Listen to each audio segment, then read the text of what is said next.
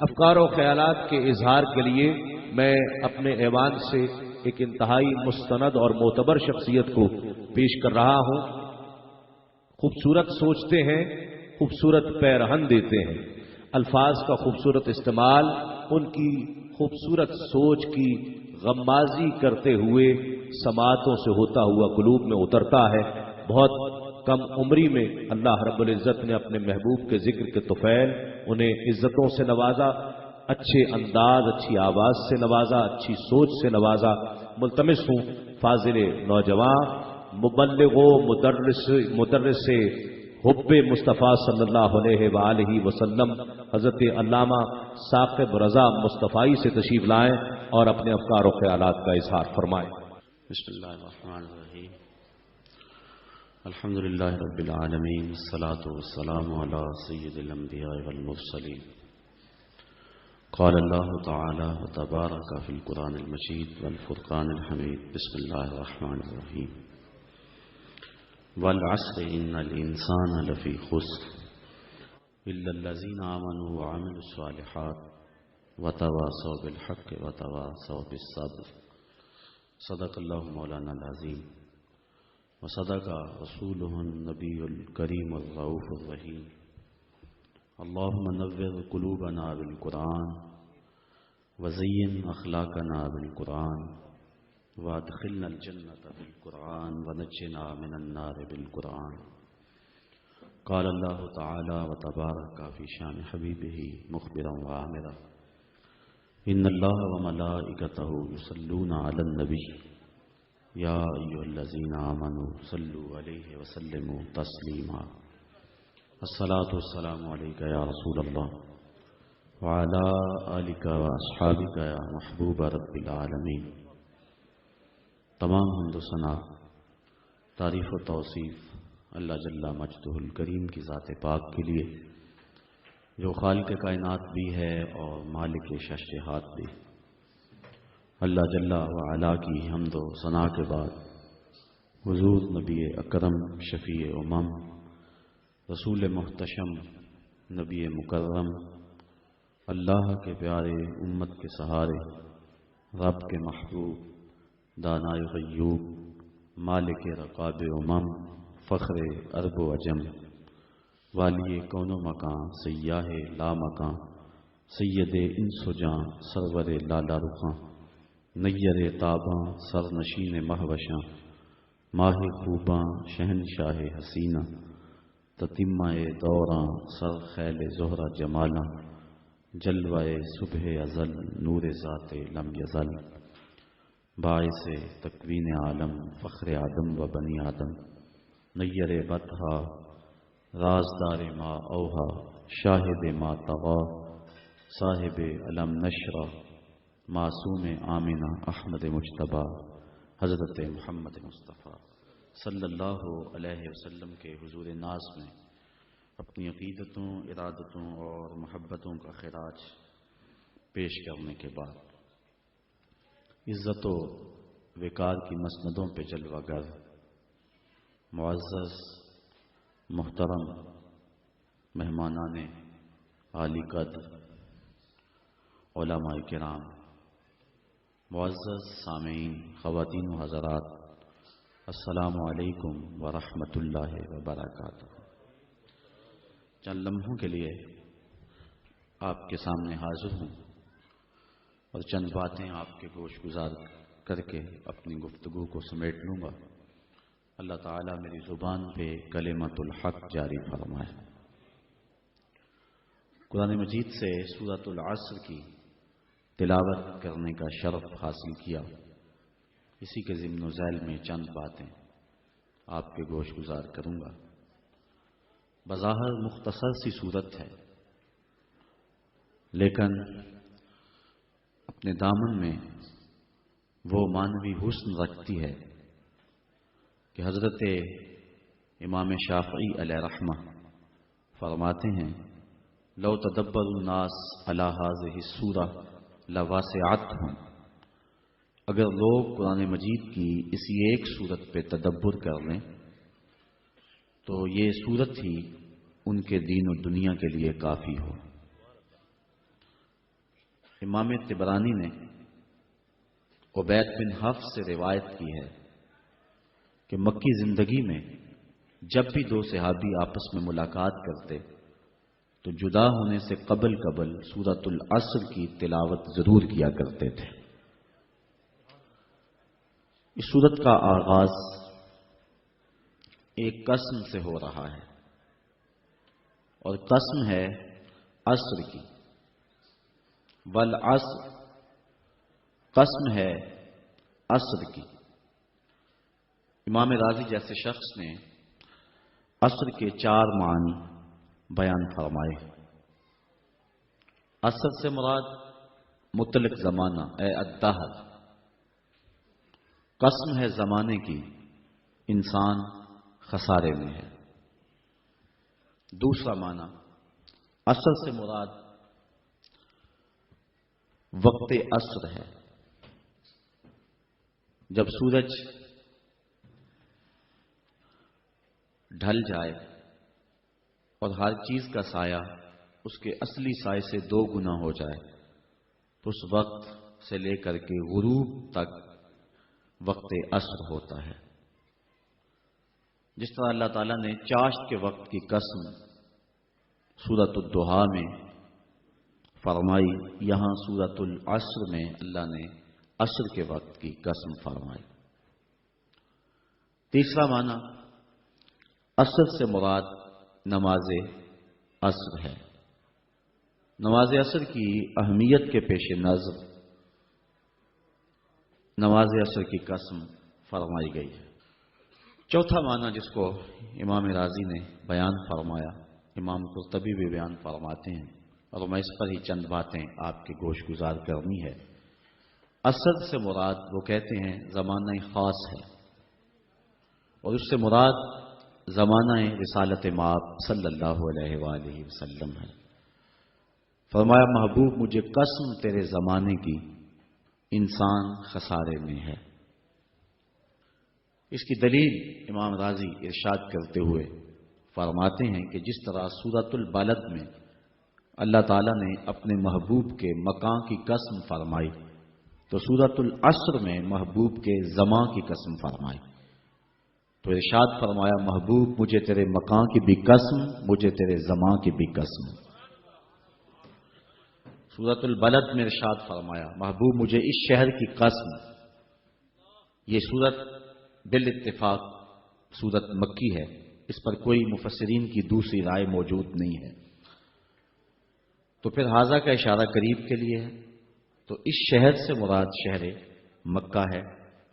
تو مکہ کی قسم کیوں فرمائی گئی؟ شہر مکہ عزتوں کا ظرف ہے، اس میں اللہ کا گھر کعبۃ اللہ ہے، مقام ابراہیم ہے، چاہے زمزم ہے، صفا اور مروہ اللہ کی نشانیاں ہیں۔ یہ وہ بابرکت شہر ہے جس کے چپے چپے پہ برکتیں پھیلی ہوئی ہیں۔ خیال اس سمت جاتا ہے کہ شاید اس شہر کی قسم اس لیے فرمائی گئی ہو کہ یہاں اللہ کا گھر کعبہ ہے، چاہے زمزم ہے، دیگر عزتوں کی جگہیں ہیں۔ لیکن اگر بات کو یوں ہی تشنا چھوڑ دیا جاتا تو شاید جو ہمارے دل میں ہے کوئی زبان پہ نہ لانے دیتا، اور اگر ہم زبان پہ لاتے تو عقیدتوں کا شاخسانہ قرار دیا جاتا۔ لیکن اللہ تعالیٰ نے آگے خود ہی وضاحت فرما دی کہ اے لوگوں میں شہر مکہ کی قسم کیوں فرما رہا ہوں۔ عزتوں کی جگہیں اپنی جگہ پہ، لیکن اس شہر کی قسم اس لیے فرما رہا ہوں وَأَنْتَ حِلٌّ بِهَذَا الْبَلَدِ، محبوب اس شہر کی گلیوں میں تو چلتا رہا ہے، اس شہر کی ہواؤں نے تیری سانسوں کو چوما ہوا ہے، اس لیے میں اس شہر کی قسم فرما رہا ہوں۔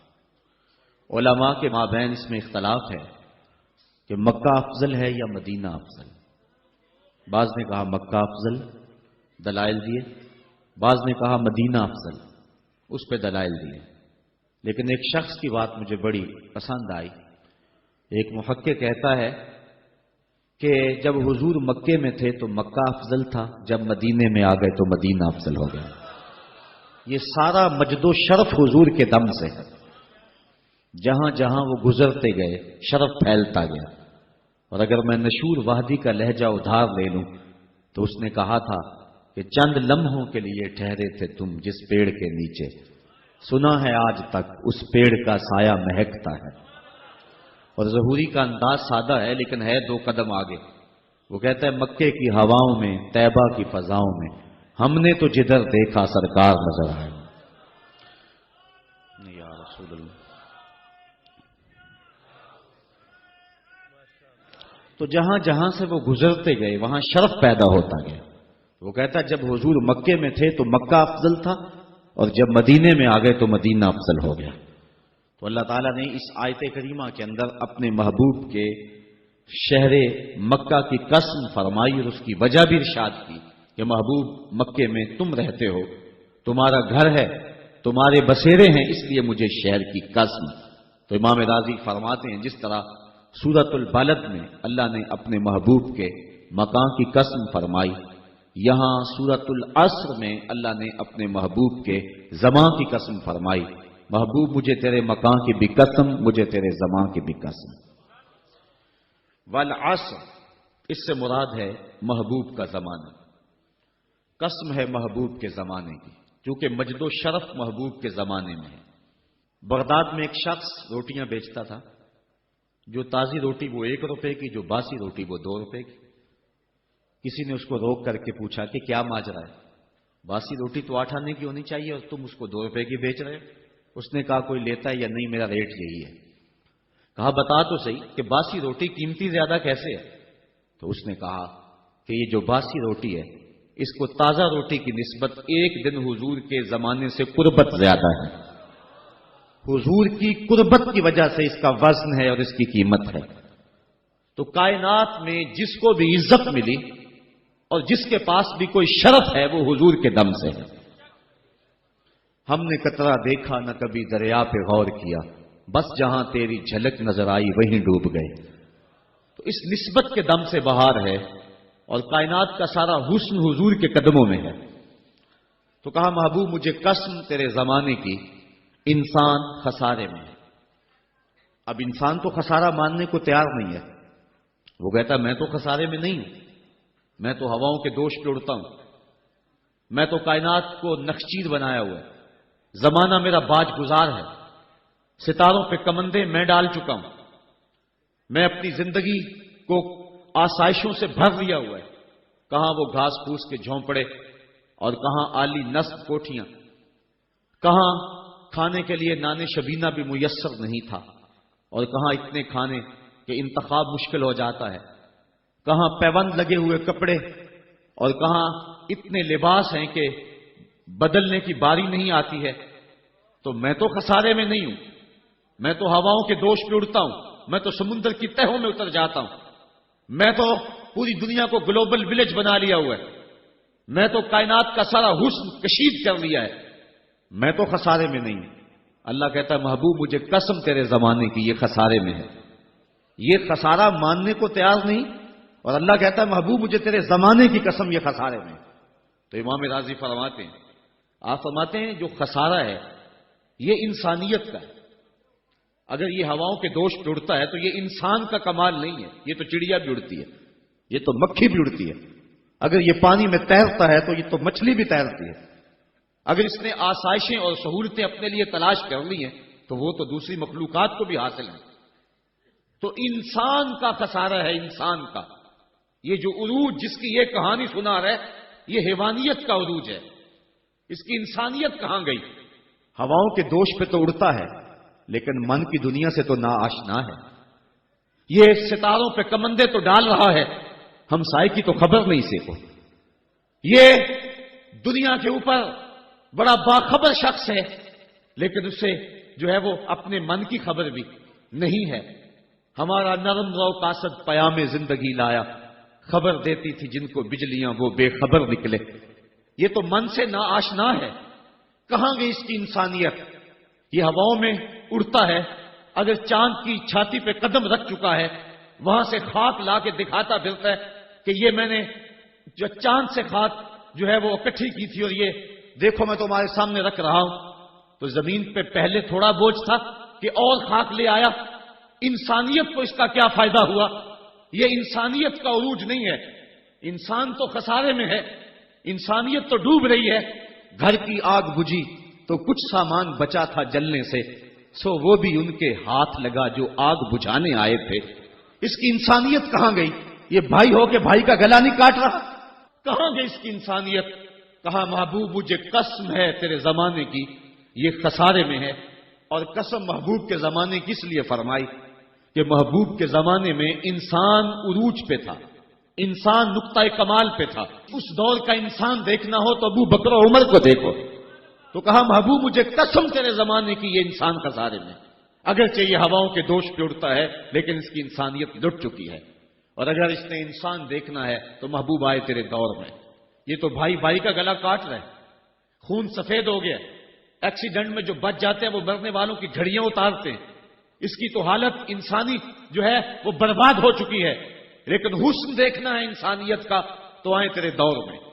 جب ایک شخص زخموں سے چور تڑپ رہا ہے اور کہتا ہے آج ہائے مجھے پیاس لگی ہے، ایک بندہ کہیں سے پانی کا پیالہ لیے اس کی پیاس بجھانے کے لیے آگے بڑھتا ہے اور اس کو پانی دیتا ہے، اور وہ بھی ہونٹوں تک لے آتا ہے کہ دوسری طرف سے آواز آتی ہے آج، تو یہ پیالہ اسی وقت پیچھے کر دیتا ہے اور کہتا ہے میرے بھائی کو شاید زیادہ پیاس لگی ہے، پہلے اسے دے دو مجھے بعد میں دینا۔ اور یہ جب اس کے پاس جاتا ہے اور وہ پانی پینے لگتا ہے تو تیسری جگہ سے آواز آتی ہے، یہ اسے پانی دیتا ہے تو چوتھی جگہ سے آواز آتی ہے، حتیٰ کہ 7 اشخاص کے پاس پانی لے کے جاتا ہے اور ہر ایک آگے ترجیح دیتا ہے۔ اور جب وہ 7ویں شخص کے پاس پہنچتا ہے تو پہلے کے کرانے کی آواز بڑھ جاتی ہے، یہ کہتا ہے پیچھے بھاگ پہلے اسے پانی دے، اور جب یہ پلٹ کے آتا ہے تو اس کی روح پرواز کر جاتی ہے۔ پھر دوسرے کے پاس جاتا ہے تو اس کی روح پرواز کر جاتی ہے۔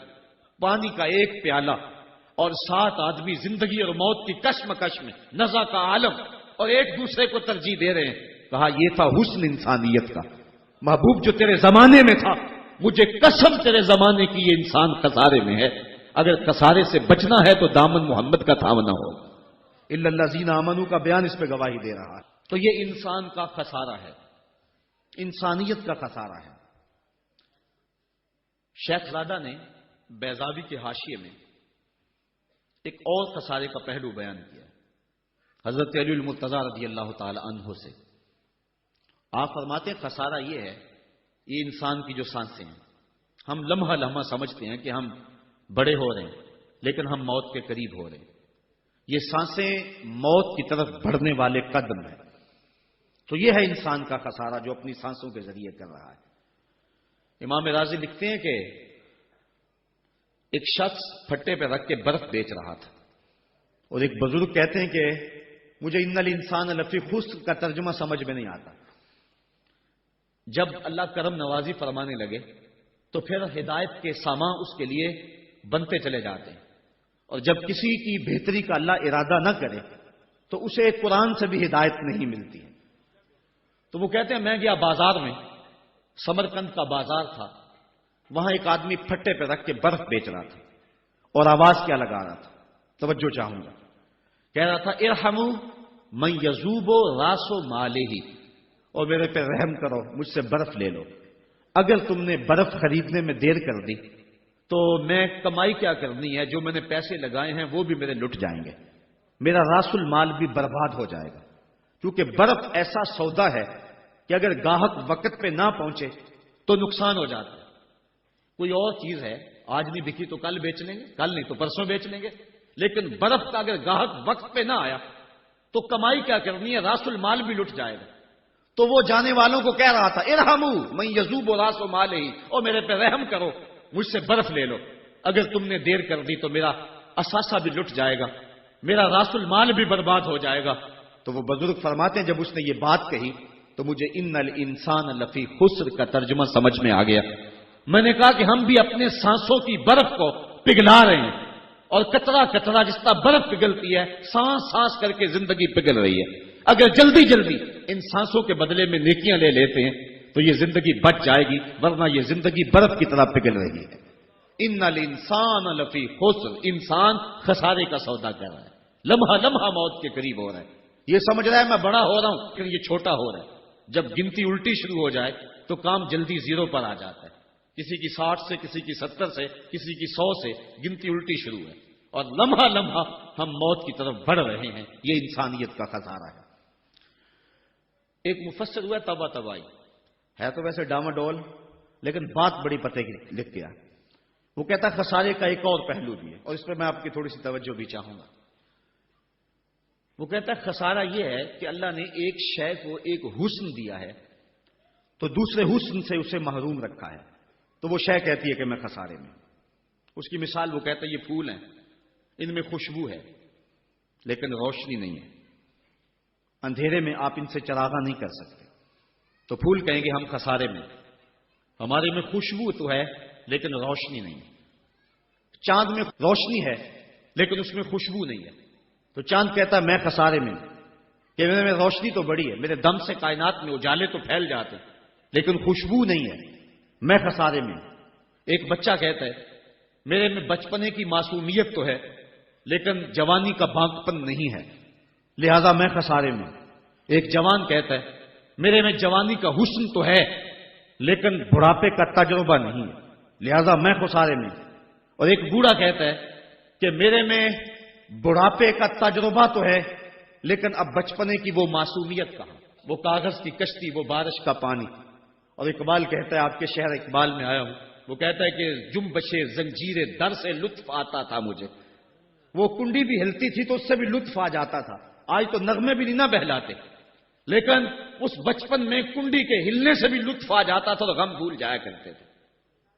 وہ کیا کسی نے کہا تھا کہ اپنے جل جانے کا بھی احساس نہیں تھا، جلتے ہوئے شعلوں کو چھیڑا کرتے تھے. اب تو ایک آنسو بھی رسوا کر جاتا ہے، بچپن میں جی بھر کے رویا کرتے تھے. اب تو وہ رونے کا حسن بھی نہیں نہ رہا. تو کہا کہ میرے پاس بڑھاپے کا تجربہ تو ہے لیکن بچپنے کی معصومیت نہیں ہے، لہذا میں خسارے میں ہوں. ایک شب زندہ دار کہتا ہے کہ میرے پاس سحری کے آنسو تو ہیں لیکن علم کا بانکپن نہیں ہے.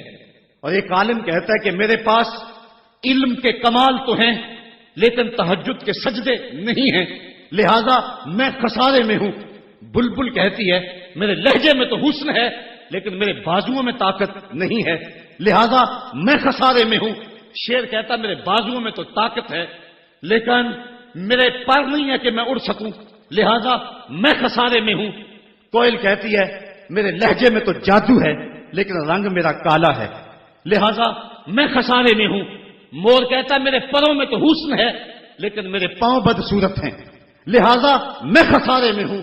تو وہ کہتا ہے کہ کائنات کی ہر شے کسی نہ کسی طرح خسارے میں ہے. لیکن پھر کہتا ہے اگر تمہیں شوق ہو کہ ایک ذات ایسی بھی دیکھے جس میں خسارہ نہ ہو تو آؤ مدینے کی گلی میں آ جاؤ. حسن کی ساری شوخیاں، جمال کے سارے کریمے اور حسن کا سارا بھاگپن اگر ایک ذات میں دیکھنے کا شوق آ جائے، حسن یوسف دم عیسیٰ ید بیضا داری ہما دارند آنچ خوباں تو تنہا داری. کائنات حسن جب پھیلی تو لا محدود تھی اور جب سمٹی تو تیرا نام بن کے رہ گیا. اگر یہ شوق ہو کہ کائنات کے سارے حسن ایک پیکر میں دیکھیں تو کہا اس کے لیے میں نے ایک محمد ہی بنا دیا. سارے حسن ایک پیکر میں آپ کو ملیں گے، سارے کمال اور سارے جمال اور سارے عروج اور ساری عزتیں اور سارے مراتب آپ کو ایک ذات میں جمع ملیں گے. اور محمد ہوتا ہی وہ ہے جو مجمع کمالات ہو. تو کہا کہ یہ ہے ایک خسارے کا پہلو، اور کائنات میں ایک ہی شخص ہے جو خسارے سے بچا ہوا ہے. اب جو اس ذات سے وابستہ ہوگا وہ بھی خسارے سے بچ جائے گا. الا الذین آمنوا، جس کے ہاتھ میں یہ دامن ہوگا وہ خسارے سے بچ جائے گا، ورنہ خسارے سے کوئی بچ نہیں سکتا. نہ دولت بچا سکتی ہے، نہ اقتدار کی بچھی ہوئی مسندیں خسارے سے بچا سکتی ہیں، نہ کوئی اور انسان کو دنیاوی کمال خسارے سے بچا سکتا ہے. اگر خسارے سے بچنا ہے تو ہاتھوں میں دامن مصطفیٰ لینا ہوگا. وہ کبھی آپ نے دیکھا ہوگا، اب تو وہ دور بدل گیا، وہ چکی ہوتی تھی جس میں وہ گندم پیستے ہیں، مختلف چیزیں، تو اس کے دو پتھر ہوتے ہیں، ایک نیچے والا ساکن، اوپر والا متحرک. تو درمیان میں اس کے ایک کلی ہوتی ہے جس کے ارد گرد اس کو گھماتے ہیں. تو وہ جو دانے ہیں وہ درمیان خالی جگہ میں ڈالتے ہیں، اس کو گالا کہتے ہیں، اس میں ڈالتے ہیں، और फिर उस चक्की को घुमाते हैं तो जो दाने उस मरकज से, उस किल्ली से हट जाते हैं वो पिस जाते हैं, और जो उस किल्ली से लग के रहते हैं वो बच जाते हैं। कहा महबूब मुझे कसम तेरे जमाने की, इंसान खसारे में है, इल्लल्लज़ीना आमनू, बचेगा वो जो तेरे दामन से लिपट जाएगा। और ये मैं मफहूम ईमान का जो आपके सामने दामने मुस्तफा से तमस्सुक इख्तियार करना, ये मेरी जज्बातियत का कमाल नहीं, हकीकत ही ये है। अल्लामा सादुद्दीन तफ्ताजानी अलैहि रहमत शरह कायद में लिखते हैं कि ईमान है क्या। आप फरमाते हैं अल ईमान है तस्दीक बिमा जाअ बिहिन नबी सल्लल्लाहु अलैहि वसल्लम। हुजूर के अलावा ईमान हो ही नहीं सकता है, ये मुमकिन ही नहीं है। और ये बात भी जहन में बिठा लें कि हुजूर से ज़हनी ताल्लुक का नाम ईमान नहीं है, हुजूर से कल्बी ताल्लुक का नाम ईमान है। और ये मेरे मसलक की पहचान है, सिर्फ ज़हनी ताल्लुक का नाम ईमान नहीं है, कल्बी ताल्लुक का नाम ईमान है। इसको मजीद सहल करूं तो हुजूर को नबी जानने का नाम ईमान नहीं है, नबी मानने का नाम ईमान है। वरना कितने लोग थे जानते थे लेकिन ईमान न लाए। अल्लज़ीना आतैनाहुमुल किताब यारिफूनहु कमा यारिफून अबनाअहुम, जिनको हमने किताब दी वो ऐसे जानते थे जिस तरह बेटों को जाना करते, लेकिन इसके बावजूद ईमान नसीब नहीं हुआ। ईमान जानने का नाम नहीं है, ईमान मानने का नाम है। फूल को बुलबुल जानती नहीं मानती है, अगर मानती ना होती तो फूल के गिर्द रक्स से बिस्मिल के तमाशे न करती। शमा को जानते सारे हैं लेकिन मानता सिर्फ परवाना है। तो ईमान जानने का नाम नहीं है, ईमान मानने का नाम है। और जहां तक जानना बमाना इदराक है तो वो तो आज तक मेरे रसूल को कोई जान ही ना सका। सबसे ज्यादा कुर्बत तो हजरत सैयदना सिद्दीक अकबर रज़ियल्लाहु ताला अन्हु को हासिल थी।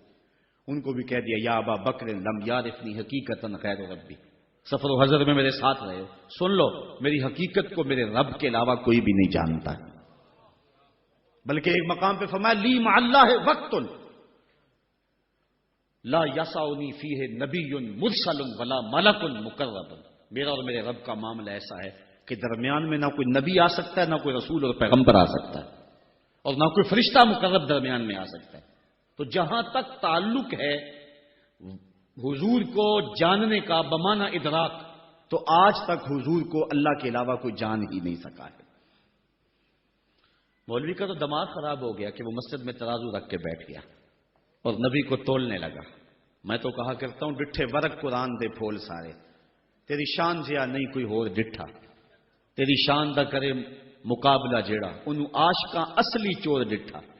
कोई नूर आखे कोई बशर आखे, पैंदा रात दिने एहो शोर डिठा, अल्लाह वाले गल मुका दी तुसा होर डिठा असा होर डिठा। तुमने पता नहीं किसको देखा है जो सकी बेटी को भी नहीं बख्शवा सकता।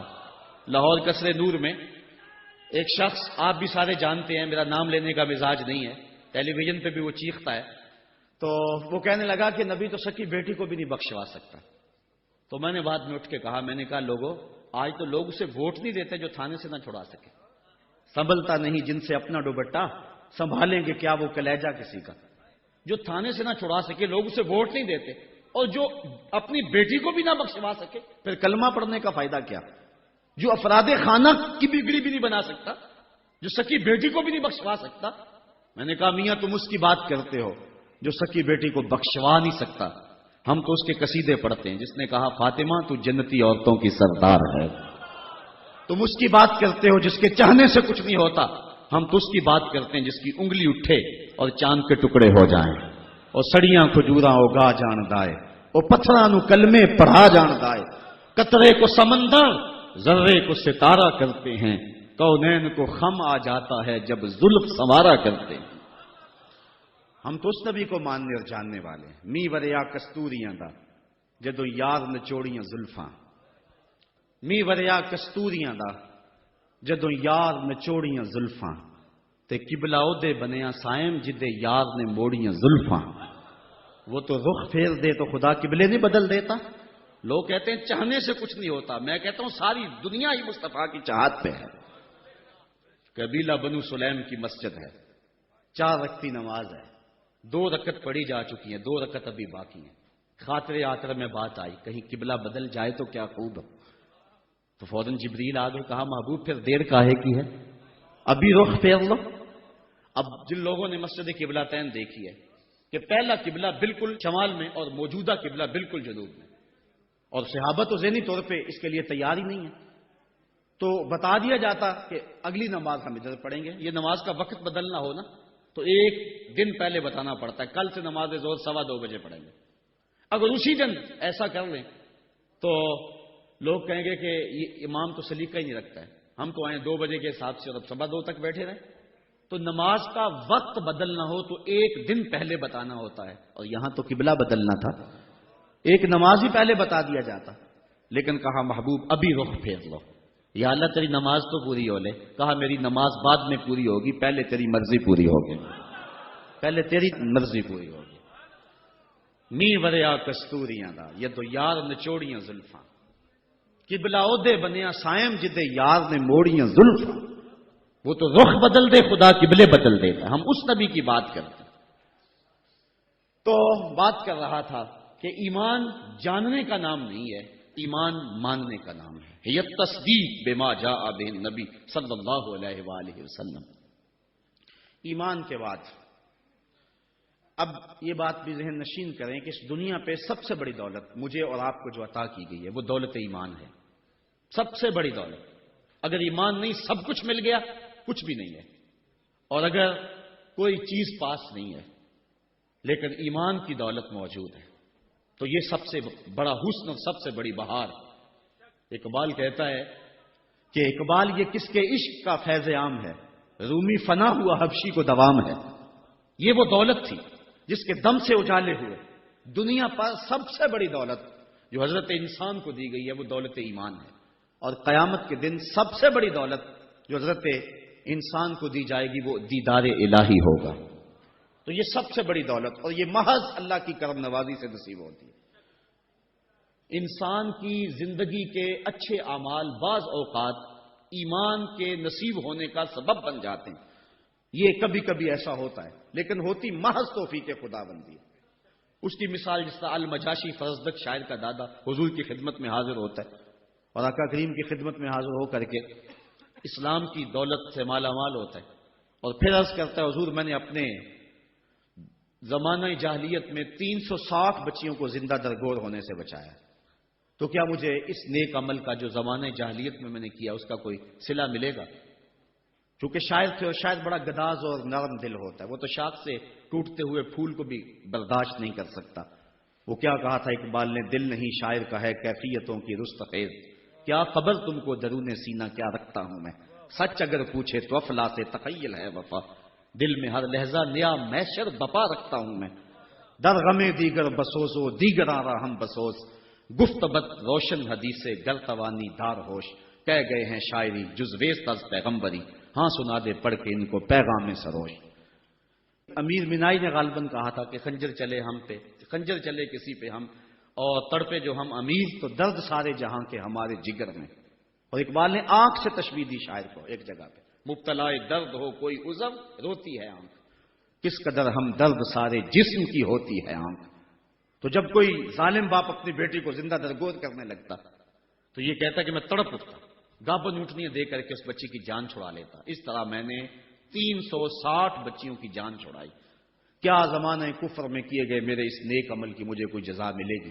تو حضور نے مسکرا کے فرمایا کہ تجھے اس کی جزا مل تو گئی ہے کہ اللہ نے تجھے ایمان عطا فرما دیا۔ تو کبھی ایسا ہوتا ہے، لیکن اگر ایمان نہیں ہے تو اعمال کی جزا نہیں ہے۔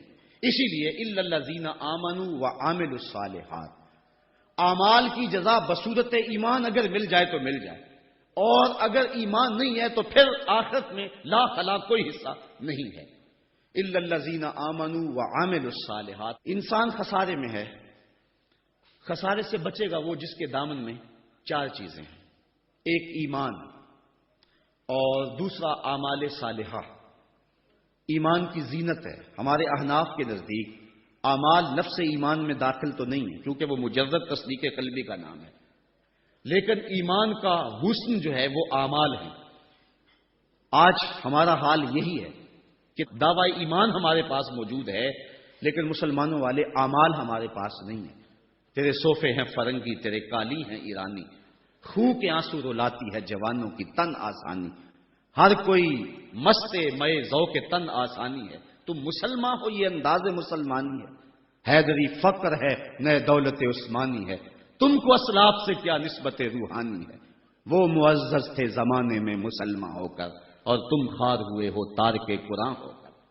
آج ہم صرف دعوے کی حد تک ہیں۔ شکوے میں اقبال جب چیخ چیخ کے کہتا ہے کہ تیرے کعبے کو جبینوں سے بسایا ہم نے، نو انسانی کو غلامی سے چھڑایا ہم نے، صفائے داہر سے باطل کو مٹایا ہم نے، تیرے قرآن کو سینوں سے لگایا ہم نے، پھر بھی گلا ہے ہم سے کہ وفادار نہیں، ہم وفادار نہیں تو بھی تو دلدار نہیں۔ تو جب اس کا جواب آتا ہے تو سنیے، لہجہ تھوڑا سا بدلا کہ میرے کعبے کو جبینوں سے بسایا کس نے، نو انسانی کو غلامی سے چھڑایا کس نے، صفائے دہر سے باطل کو مٹایا کس نے، میرے قرآن کو سینوں سے لگایا کس نے، تھے تو آباب تمہارے ہی مگر تم کیا ہو، ہاتھ پہ ہاتھ درے منتظر فردا ہو۔ ذرا کبھی اپنے اندر جھانک کر کے دیکھا کہ ہم ہیں کہاں اور کس جگہ پہ کھڑے ہوئے ہیں۔ آج ہم مسلمان ہونے کی بات کرتے ہیں، لیکن کبھی دیکھیں کہ ہمارے عمل کی پوزیشن اور حالت کیا ہے، آج ہم کس جگہ پہ کھڑے ہوئے ہیں۔ لالو لکشمن پرساد نے ایک کتاب لکھی عرب کا چاند، اور یہ ایک ہندو رائٹر ہے، اور اس میں اس نے حضور کی سیرت اتنے خوبصورت اور دل فریب پیرائے میں بیان کی کہ گویا سطروں کے اندر چراغ ہی رکھ دیے ہیں۔ تو کسی نے سوامی لکشمن پرساد سے پوچھا کہ تو نے مسلمانوں کے نبی پر اتنی خوبصورت سیرت کی کتاب لکھی ہے، تو حضور کا غلام کیوں نہیں بن جاتا؟ تو جو اس نے جواب دیا، اگر ہم اس پہ تھوڑا سا تفکر کریں تو وہ ہماری آنکھیں کھول دینے کے لیے کافی ہے، لیکن اگر ہم اس پہ غور نہ کریں تو وہ ایک گاڑی ہمارے روڈ پہ چلتی ہے، اس کے پیچھے لکھا ہوا ہے عقل نہ ہو تو موجہ ہی موجہ۔ بات یہ ہے، بات سوچنے والوں کے لیے ہوتی ہے۔ تو سوامی نے جواب دیا تھا کہ جب میں نے حضور کی سیرت لکھنے کے لیے امہات کتب سیر کو پڑھا تو یہ جذبہ میرے سینے میں بھی گڑائیاں لینے لگا کہ میں اس نبی کا غلام کیوں نہیں بن جاتا۔ لیکن جب میں مسلمانوں کے کردار کو دیکھتا ہوں تو میں کہتا ہوں میں ہندو ہی ٹھیک ہوں۔ ہمارا کردار لوگوں کے ایمان کے راستے میں رکاوٹ بنا ہوا، اور ایک زمانہ تھا کہ ہماری میتیں بھی ایمان دیا کرتی تھی۔ امام محمد کا جب جنازہ اٹھا تو پورا بصرہ امڑ آیا، یہودی عیسائی کہنے لگے مسلمانوں کا امام جا رہا ہے اور اس کا آخری دیدار ہے، چلو تم بھی آخری دیدار میں شامل ہو جاؤ، جنازے میں شامل ہو جاؤ۔ لوگ ذوق و شوق کی فراوانی میں آگے بڑھ بڑھ کے جنازے کی چارپائی کو کندھا دے رہے تھے۔ تو اگر کسی عیسائی اور کسی یہودی کا جی چاہا کہ میں بھی مسلمانوں کے امام کے جنازے کی چارپائی کو کندھا دوں تو ہمیں تاریخ بتاتی ہے پھر جس کا کندھا امام محمد کے جنازے کی چارپائی کو چھوا اس کے لبوں پہ کلمہ جاری ہو گیا۔ ہمارے بزرگوں کی تو لاشیں بھی کلمہ دیا کرتی تھیں، اور آج ہماری زندہ لاشیں لوگوں کے ایمان کے راستے کے اندر رکاوٹ بنی ہوئی۔ ہم کبھی غور کریں، رو رہی ہے آج ایک ٹوٹی ہوئی میناؤں سے، کل تلک گردش میں جس ساکی کے پیمانے رہے، خیر تو ساکی سہی لیکن پلائے گا کسے، اب نہ میں کش رہے باقی نہ میں خانے رہے۔ رو رہے ہیں آج وہ دشت جنو پرور جہاں، رقص میں لیلا رہی لیلا کے دیوانے رہے، وائے ناکامی متائے کارواں جاتا رہا، کارواں کے دل سے احساس زیاں جاتا رہا۔ جن انگاروں پہ اس وقت میں اور امت مسلمہ اور آپ کھڑے ہیں، کون اس سے بے خبر نہیں ہے؟ کابل میں کون لٹ رہا ہے؟ کندھار میں کس کی گردنیں کاٹی جا رہی ہیں؟ اور شبرغان کے اندر کس کے بالوں کو نوچ کر کے زخموں میں تیزاب چھڑکا جا رہا ہے؟ غزہ کی پٹی میں کس کے بچے ذبح کیے جا رہے ہیں؟ موصل میں ام احمد کس محمد بن قاسم کو پکار رہی ہے؟ کندھار میں، کابل میں، دشت لیلا میں، تورا بورا میں، کسورا میں اور دریائے آمو کے دونوں کناروں پر جو قیامت بپا ہے، کبھی ہم نے احساس کیا 1 ارب 40 کروڑ انسان اس وقت خانمہ برباد ہیں، 56 اسلامی ریاستیں آج بے بس نظر آتی ہیں، اور بے حسی کی ایسی چادر اوپر تنی ہوئی ہے کہ کسی کو احساس ہی نہیں ہو رہا، اور متاع کارواں بھی لٹا چلا جا رہا ہے۔ ہم تو صرف 313 تھے اور دنیا کو ناکو چنے چبوا کے رکھ دیے۔ تاریخ اس واقعہ کو کبھی نہیں بھول سکتی جب ابو جہل نے اپنا سفیر بھیجا اور اپنا جاسوس بھیجا عمیر کہ جا مسلمانوں کو دیکھ کر کے آ کتنے، تو واپس آ کے اس نے جو خبر دی وہ بڑی حوصلہ افزا تھی، اس کے لیے حوصلہ افزا تھی۔ اس نے صنادید قریش کو اکٹھا کر کے کہا کہ یہ عمیر کی رپورٹ سنو، یہ کہتا صرف 3 اونٹ کھا سکیں گے، یعنی 300 سے اوپر نیچے، ان کے پاس اسلحے بھی پورے نہیں ہیں۔ تو تو میری مشاورت یہ ہے صبح لڑائی کی نوبت نہیں آئے گی، رسیاں اکٹھی کرو، صبح انہیں پکڑیں گے، اونٹوں کی پشتوں پہ جکڑیں گے اور جا کے حرم کعبہ کی دیواروں کے ساتھ باندھ دیں گے، جو بعد میں دور دور سے لوگ آیا کریں گے ان کو ان کا تماشا دکھایا کریں گے۔ یہ نئے لوگ تھے جنہوں نے ایک نئے دین کی داغ بیل ڈالی تھی۔ جب یہ ساری باتیں وہ کر چکا تو عمیر نے جو بات کہی، تاریخ نے اس کو محفوظ کیا۔ عمیر کہنے لگا تم کہتے ہو رسیاں اکٹھی کرو، میں اس قوم کو دیکھ کے آیا ہوں، اگر میری بات مانتے ہو تو رات کی تاریکی میں بھاگ سکتے ہو تو بھاگ جاؤ، واللہ میں نے ایسے لوگ دیکھے ہیں۔ اس کے لفظ ہیں وَلَٰكِنْ رَأَيْتُ يَا مَعْشَرَ قُرَيْشَ الْبَلَايَا تَحْمِلُ الْمَنَايَا، اے قریش کے سرداروں اتنا بھی تکبر میں نہ ہو، میں ان آنکھوں سے دیکھ کر کے آیا ہوں کہ یثرب کی اونٹنیاں اپنی پشتوں پہ نری موتیں اٹھا کے لے آئی ہیں اور وہ زخمی سانپوں کی طرح پیچو تاب کھا رہے ہیں، اور کل ان میں سے کوئی مرے گا نہیں جب تک تم میں سے ایک ایک کو لڑ نہیں جاتا۔ تو اگر تمہارے اتنے لوگ مارے جائیں تو افسوس ہے تمہارے جینے پہ۔ تم کہتے ہو رسیاں اکٹھی کرو، میرا مشورہ ہے رات کی تاریکی میں بھاگ سکتے ہو تو بھاگ جاؤ۔ پھر اگلے دن عزیمت کی جو داستان مسلمانوں نے رقم کی، اس دن کو میرے رب نے بھی یوم فرقان کہہ کے پکارا۔ آج اگر ہم دیکھیں اپنے آپ کو، ہم کس جگہ پہ کھڑے ہیں؟ 1 ارب 40 کروڑ انسان اور یہ ہجوم اور 56 اسلامی ریاستیں، اور آج ہمارے اوپر جو حال ہے، آج ہے رسوا زمانے میں کلاه لالا رنگ، جو سراپا نازتے ہیں آج مجبور نیاز۔ آج ہم جس جگہ پہ کھڑے ہوئے کون نہیں جانتا ہے، ہر سمت دکھ ہی دکھ پھیلا ہوا ہے۔ ہمیں بڑی سنجیدگی سے سوچنے کی ضرورت ہے اور اپنے عمل کے محاسبے کی ضرورت ہے۔ یہ پچھلے دن گجرانوالہ میں بھی سڑکوں پہ لوگ نکل آئے تو میں بھی لوگوں میں شامل تھا، اور کون شخص ہے کہ جس کو امریکہ کے ساتھ ہمدردی ہوگی اور بش کے لیے دل میں کوئی نرم گوشہ ہوگا؟ وہ بدبخت شخص جس کی آستین کے ایک تار سے مسلمانوں کا لہو ٹپکتا ہے۔ تو میں نے لوگوں کو جو جوش و غضب میں نعرے لگا رہے تھے، ایک بات میں نے کہی تھی، میں نے کہا تھا آج تم امریکہ سے ٹکرانے کی بات تو کر رہے ہو، لیکن کبھی اپنے آپ کو جھانک کر کے دیکھا تمہاری مسجدوں کی لیٹرینوں کے جو لوٹے ہیں وہ بھی تو زنجیروں سے بندھے ہوئے ہیں۔ یہ تمہاری اخلاقی گراوٹ کی کہانی ہے۔ اگر باہر کوئی واٹر کولر نصب کر دیتا ہے تو اس کے اوپر جو گلاس رکھتا ہے وہ بھی زنجیروں سے باندھ کر کے رکھنے پڑتے ہیں۔ یہ ہے ہماری حالت، اور ٹکر لیتے ہم امریکہ سے۔ ہم کبھی اپنے پاؤں کو بھی تو دیکھیں، اپنی صورت کو بھی تو دیکھیں، اپنے کردار کو بھی تو دیکھیں کہ ہم کس جگہ پہ کھڑے ہوئے ہیں۔ ایک اچھا مسلمان تو بننے کی بڑی دور کی بات ہے، ہم ابھی تک تو ایک قوم نہیں بن سکے ہیں۔ ہم نے غور کرنا ہے، الا الذین آمنوا وعملوا الصالحات۔ اسلام ہم سے عمل مانگتا ہے، صرف زبانی دعووں سے کچھ نہیں ہوگا، عمل سے ہم نے اس دعوے پہ دلیل فراہم کرنی ہے۔ وتواصوا بالحق وتواصوا بالصبر، حق اور صبر کی وصیت۔ بات لمبی ہو رہی ہے اس لیے میں اپنی بات کو مختصر کرتا ہوں۔ یہ وصیت کا جو تکرار ہے اس میں بھی مفسرین فرماتے ایک حسن ہے تاکہ مومن کبھی بھی وصیت کے عمل کو کبھی نہ چھوڑے۔ امام قرطبی نے حق پر جو ہیں وہ 3 قول بیان فرمائے ہیں۔ ایک قول یہ ہے کہ حق سے مراد قرآن ہے، اور میں اس پہ 2 باتیں آپ کے پیش کر کے اجازت چاہوں گا۔ اس دور میں بلکہ ہر دور میں قرآن کے دامن کو تھامنا ہی جو ہے وہ نجات کی ضمانت ہے۔ امام ترمذی نے حضرت علی المرتضیٰ سے حدیث جو ہے وہ تخریج کی ہے کہ حضور قرب قیامت کے تذکروں سے لوگوں کو آگاہ کر رہے تھے، تو عرض کی حضور پھر اس دور میں بچنے کی صورت کیا؟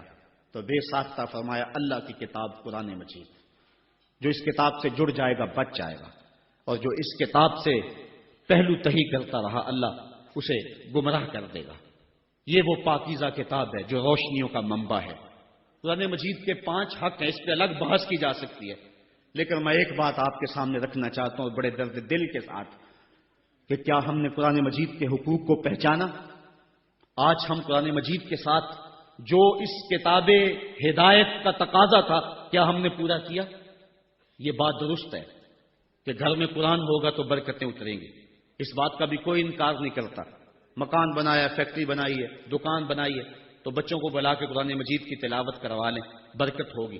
میں اس کا انکار بھی نہیں کرتا کہ مرنے والے کی روح کو اصال ثواب کریں گے تو اس کی قبر میں نور اترے گا۔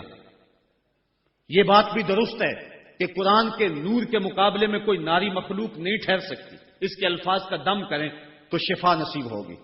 لیکن مجھے بتاؤ کیا قرآن مجید کے نزول کا مقصد یہ تھا آپ کے شہر اقبال میں ہوں، اور اقبال سے پوچھ لیتے ہیں، بڑی خوبصورت بات کر گیا۔ بندے صوفی و ملا اسیری حیات از حکمت قرآن گیری، بایاتش ترا کار جزی نیز کہ از یاسین او آساں بمیری۔ وہ کہتا ہے تو جاہل صوفی اور کاہل ملا کے ایسے پھندے میں پھنسا کہ تو نے قرآن سے زندگی تلاش نہیں کی۔ قرآن کی آیتوں سے تجھے صرف اتنا ہی کام رہ گیا کہ جب تیرے بوڑھے کی روح اٹک گئی تو سورہ یاسین لے کے بیٹھ گیا تاکہ اس کی روح آسانی سے نکلے۔ اقبال کہتے ہیں اس میں کوئی شک نہیں ہے کہ اس کی روح آسانی سے نکل جائے گی، لیکن مجھے تو افسوس تیرے پہ یہ ہے کہ تو نے قرآن سے بھی مرنا ہی سیکھا۔ جس قرآن سے تو نے مرنا سیکھا، کاش اس قرآن سے تو نے جینا بھی سیکھ لیا ہوتا۔ اس کا ایک ایک حرف زندگی بخش ہے، اس کا ایک ایک لفظ نور بانٹتا ہے، حیات آفری ہے اس کی آیتیں۔ اور یہ کتاب برکت ہی نہیں، کتاب ہدایت بھی ہے، یہ کتاب رحمت لوگوں کو زندگیاں دیتی ہے، حیات بخش ہے یہ کتاب۔ اس سے وابستگی اختیار کرنے والا زندگی کا حسن پا جاتا ہے۔ لیکن تو نے اس قرآن سے بھی مرنا ہی سیکھا، اور تو نے اس کو بس اسی مقصد کے لیے قرآن کو پڑھا۔ کاش اس قرآن سے تو نے جینا بھی سیکھ لیا ہوتا اور زندگی کا حسن اس سے کشید کر لیا ہوتا۔ وَتَوَاصَوْا بِالْحَقِّ، حق سے مراد جو ہے وہ قرآن ہے۔ وَتَوَاصَوْا بِالصَّبْرِ، اور صبر سے مراد ایک تو دکھوں پہ صبر ہے، شدائد پہ صبر ہے۔ اور امام قرطبی اور امام رازی اور دیگر ائمہ تفسیر لکھتے ہیں اس سے مراد عبادت پر تسلسل یہ بھی مراد ہے، صبر سے مراد استقامت علی الدین بھی مراد ہے، اور صبر سے مراد جو ہے وہ مشکل حالات میں دین کے دامن کو تھامے رکھنا یہ بھی مراد ہے۔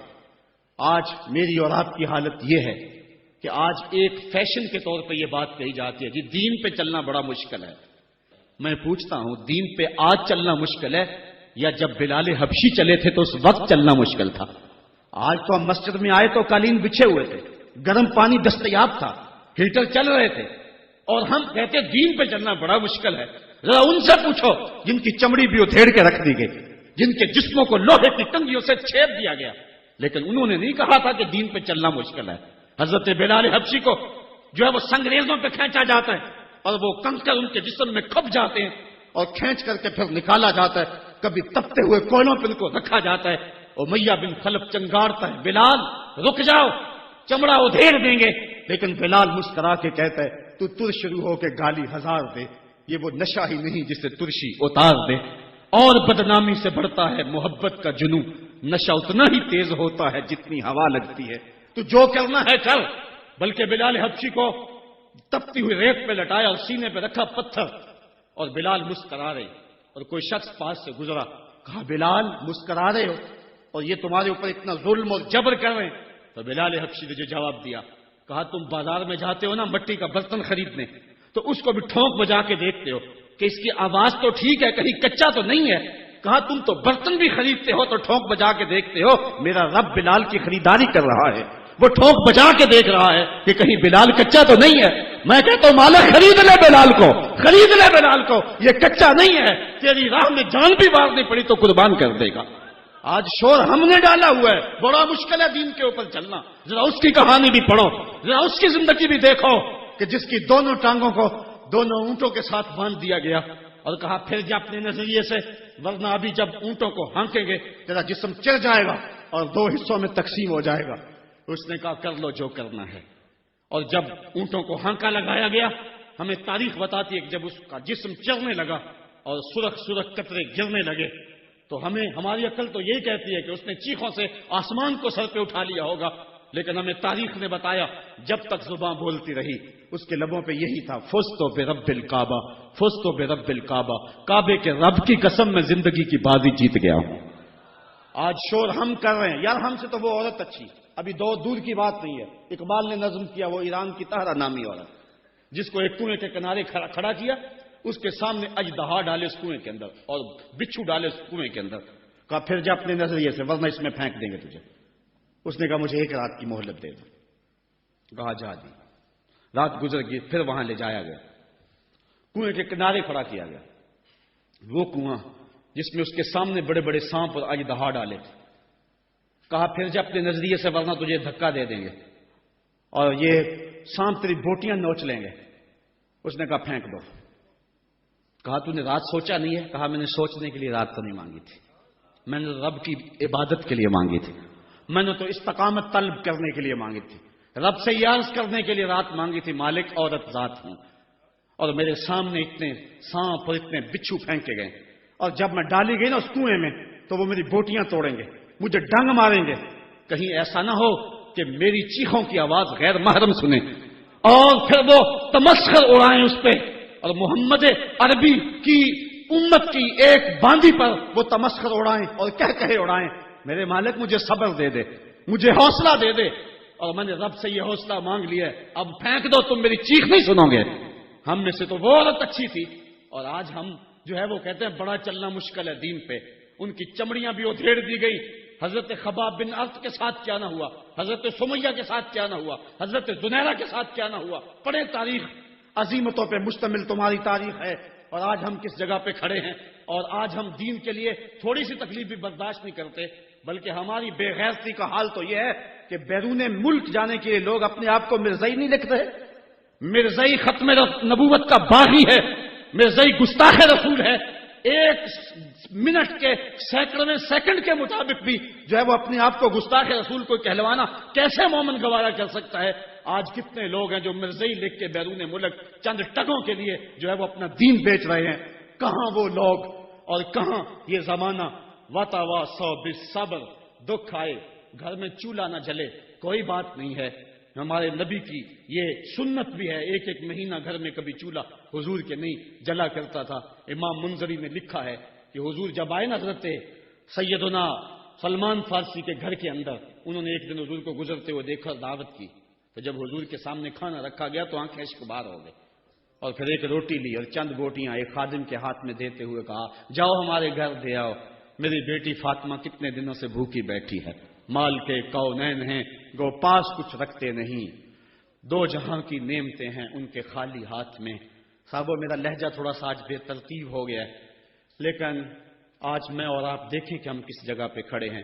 وَتَوَا سو بالصبر، حق اور صبر کی وصیت اس کو کبھی بھی نہ چھوڑیں. حضرت عمر فاروق رضی اللہ تعالیٰ عنہ کی جب سانس ٹوٹ رہی تھی، ایک انصاری آپ کا حال پوچھنے آیا اور اس کی شلوار ٹخنوں سے نیچے لٹک رہی تھی. اس نے کہا حضرت آپ کا کیا حال ہے؟ کہا اللہ کا شکر ہے میرا حال تو ٹھیک ہے، جوان تیرا حال ٹھیک نہیں ہے.